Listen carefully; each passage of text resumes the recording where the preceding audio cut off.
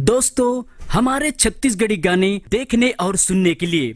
YouTube channel को subscribe करें और नए अपडेट जानने के लिए बेल आइकन को क्लिक करें।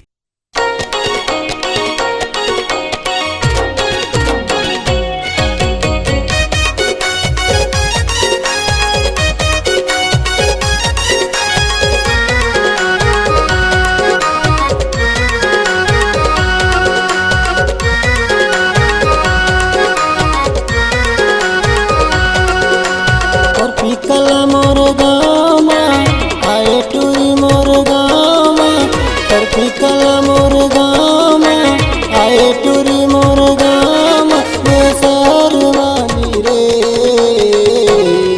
एक से एक सनमा कपड़ा पहिर के धर्म गावत सो एक से एक सनमा कपड़ा पहिर के धर्म गावत सो।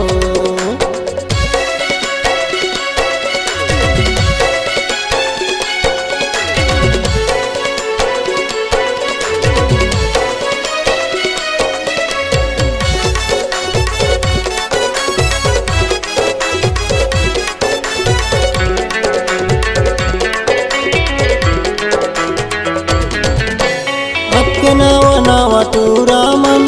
पाछो पर गे घालो डोकरामन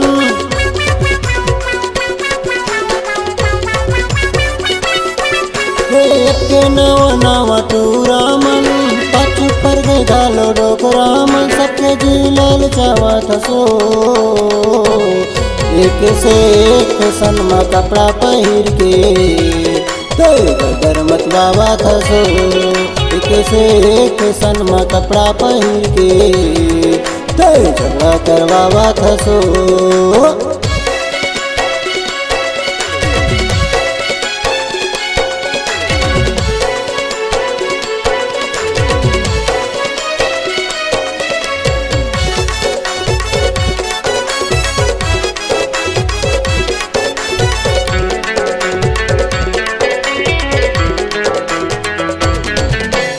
झकस तोर चेहरा मैं मोहगे तो रूपे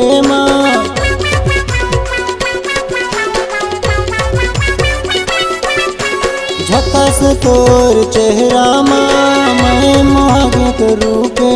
दुरिया बड़ी द्रावत सो एक से एक सनमा कपड़ा पहिर के लाठी चलवावा थसो एक से एक सनमा कपड़ा पहिर के करवावा थसो।